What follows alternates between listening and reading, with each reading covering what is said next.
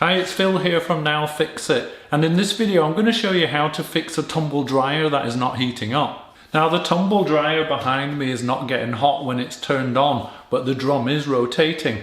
But let's start from the beginning and I'll show you the symptoms and then we'll go ahead and fix it. Okay, so I'm just going to plug it in and make sure it's turned on at the wall. And now I'm just going to set the machine going.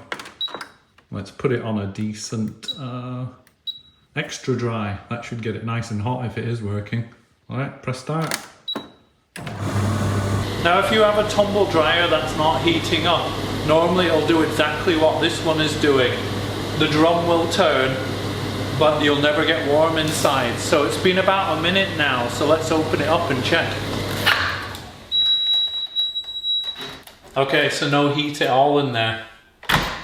But just for thoroughness, a lot of tumble dryers will have two heating elements, and if you've got a problem with one of them, sometimes you can select the other one. So this machine doesn't have it, but because this is a generic video, I'm just letting you know that some machines will have a low button and a high button at the front, and it's worth repeating the test that I just did with first just the low and then just the high.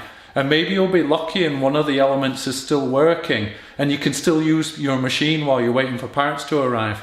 But anyway, like I said, mine doesn't have that function, so it's time to move to the next step, which is to look at the thermal cutout that's on the heater element for this tumble dryer. And the thermal reset button is in the back of the machine near the heating element. So first thing I'm going to do is unplug the machine, and then I'm going to spin it around so that we can access the back and you can see what's going on.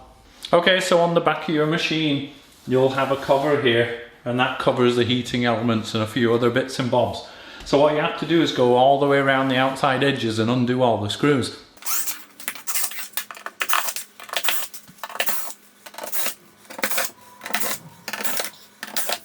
And with all of the screws out, usually the back will just come straight off.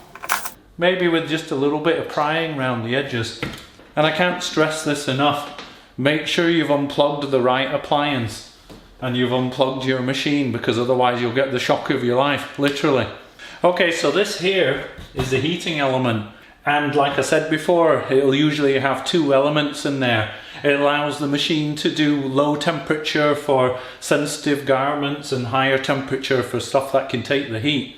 And up on top here you have a little reset button for the dryer thermal cutout.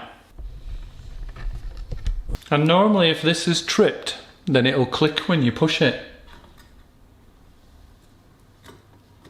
Now mine didn't click, so it's unlikely to be the problem.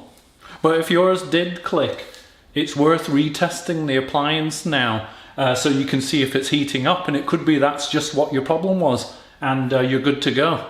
And so in that situation, what I'd normally do is I would just pop this back on again, literally with just 2 or 3 screws, just to hold it in place, and then spin the machine around and test the appliance again. Yeah, so you know the drill. If that thermal cutout button was the problem, then this would heat up now. So again, you just run it for a minute exactly like you did earlier, then reach in and see if it started to get warm. Unsurprisingly, that hasn't fixed it on mine. Like I said, the thermal cutout button didn't click, so I knew that it hadn't tripped. And to be honest, 99% of the time, if it rotates but your dryer is not getting hot, then it's the heater element that's failed. So let's move on to tumble dryer heater element replacement. And you guessed it, I need to spin the machine around again for you guys. And of course, remembering to unplug it again. So to remove a dryer heater element, you often have to access the top of the machine. And there's often a few different ways to do this. But usually there's a couple of screws across the top at the back. You undo those and then the lid will slide towards you and then it'll come right off. Okay, so the first step to remove a dryer heater element is to trace the wires back from the heating element itself. So of course here's the heating element, and here's where the wires disappear up into the machine. And so now that I've got the lid off, I just need to look up and over inside the machine and see where it goes to. Okay, so this will differ from machine to machine, but you can see where the wires came through here. And on this particular tumble dryer, it's a Beco. You can see this connector block here. Sometimes the connector block will actually be fastened to the inside back of the machine or tie wrap to something or whatever. But the key thing is you'll usually see the wires running into some kind of a connector block, and in fact you can see that there's kind of like a black, red and white here, and then when they emerge out the other side then they're orange, grey and red. Anywhere that you see a block like that, you know that's where they connect in, and that's where you're going to unplug it from. So this little grey block here, it looks like it just has a couple of tabs, and then I can get this cover off. And this is a really good example of the connector block I was talking about. So usually there'll just be a little squeeze tab on it somewhere, and on this one it's here. And you just pull them apart. Now on the inside of the back cover you might find you have a little protective piece of some kind, or something that the wires fasten to.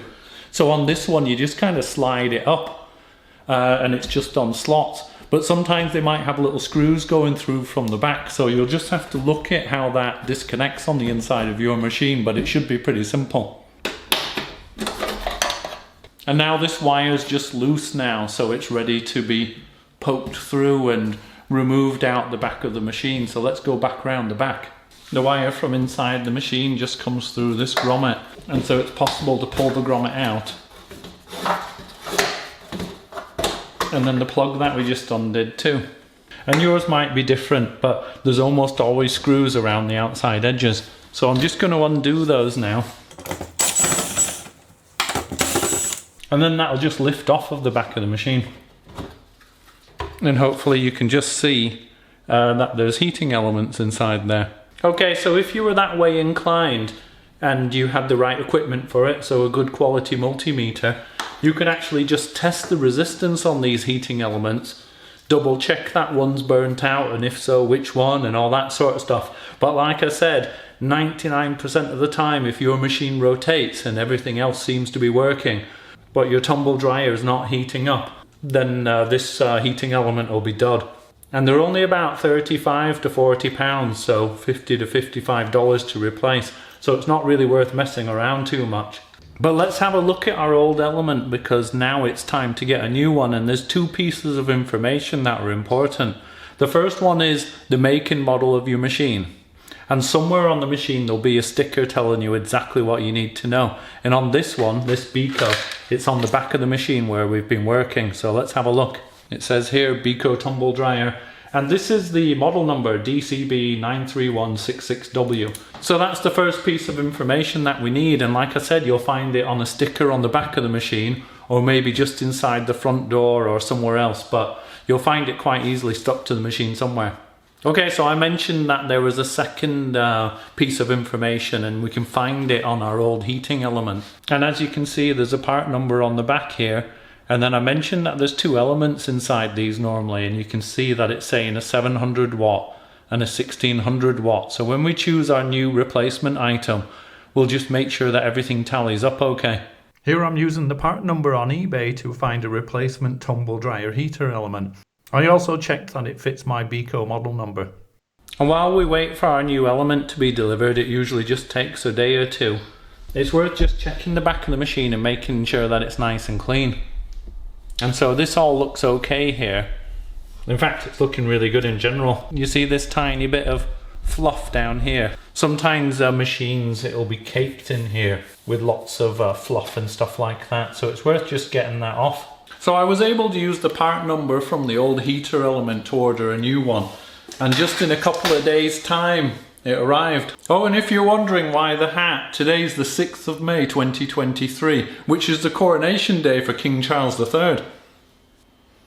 So when the new part arrives, it's always worth comparing against the old one. Is it more or less the same size, which it is? Has it got the same parts on it? So you can see it has this thermal reset on both of them. These are like little heater or temperature thermostats. And of course, do they have the same plug on so that they can plug in okay? And everything looks fine, so that's good, we're good to go. Okay, now we can do the tumble dryer heater element replacement. And the first thing I'm going to do is push this electrical connection back through the hole that I know it needs to come through to connect inside the machine. And now I'm going to reattach the heating element to the back of the machine where it belongs. But there's something that's just worth showing you here. So all of these machines will be different, but on this particular one there's a couple of hooks on the back on the left and the same on the right hand side, and they correspond to some slots that are in the machine. So what you do on this one is you start kind of high and you line up the slots on either side, and then you just slide it down.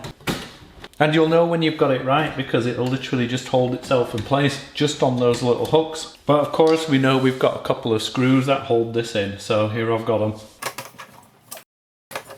Now that we've got the heating element secured, we kind of know how long these cables need to be. So I'll just pull it through the amount that's required without overstressing these.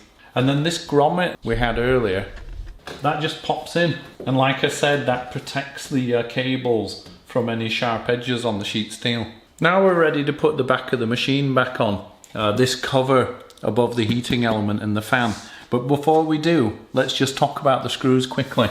Roughly speaking, when we disassembled it, there were two types of screws. There's this one which is very blunt on the end, and in general that'll screw into plastic, which is down near the bottom of the machine. I'll show you where they go. And then there's other ones which are more pointy, and usually these will screw into sheet steel. And again, I'll show you where these go. It's just worth putting them in the right place. Okay, so anywhere around this area here, where we know the cover is going to be screwing into the sheet steel, that's the pointy ones. But down near the bottom, near this fan section, this is all plastic, and so that will be the blunt screws down here. I always make a start in the middle at the top, because effectively the cover can just hang down then off of it and hold itself in place to a certain extent. Now down at the bottom there's a little peg that lines up through the cover. You can't really get it wrong, to be honest, because if you don't have that lined up, then it won't go flat against the back of the machine. But it's worth knowing they're there. There's one on either side at the bottom. And now these blunt screws that go into plastic, I can start putting some of those in. And I prefer to use just a manual driver when I'm putting these back in again, because sometimes the power drivers, even ones that have a torque setting, can strip out the threads. But I will make things easier for you by speeding up this next section, because it's just a case of putting all those screws in. There's just a little bit more to do inside the machine, so let's have a look at that. This is the connection from our new heating element, and this is the connection into the machine. So just going to reconnect those. There you go, that's all there is to it. It only goes in one way, and you hear it click into place, so that's good. I'm sure you remembered there's this little cover that goes in the back. And it actually is designed to protect the cables from rubbing on the drum. So this drum will rotate when the machine's running. And if the cable was touching it, it'd wear through them in no time and short out the machine. So it's quite an important piece, is this. So we'll get a little bit of extra light on the job so you can see exactly what's going on. But I'm literally just going to feed this piece in. Again, it'll be different on all machines, but they'll almost always have a way of protecting the cables. Now this one has some little clips and they go through slots in the back. So as long as you line those up and then you slide it down, I think you probably heard that click into place, and it just holds itself in place now. It's worth mentioning that all of these can be a little bit sharp, so just be careful not to cut yourselves, because I've cut myself on these before. And so now it's a little bit of a similar story for this connector block. It's kind of loose, and you can imagine it could touch the drum. So the way Beko sorted that is they just have this little clip-on cover which we removed earlier. So you just position the connector block inside it, and then you just clip that in place. And then just give it a little wiggle and make sure it's nice and secure, because it is easy for that to be some of the clips attached, but not all of them. And the same for the other one. Okay, everything looks nice and tidy there. There's just the cover to slide back in place. And then a final 2 screws that go in the back of the machine.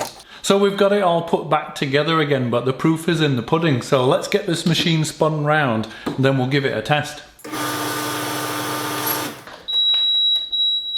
Yeah, that's got nice and hot. High fives all round. Okay, so that's how to fix a tumble dryer that is not heating up. I hope this video helped you, and if it did, please give me a thumbs up. If you want to see more content exactly like this, then please consider subscribing. And all that's left to say is, you've watched the video, now fix it. Thanks for watching, bye for now.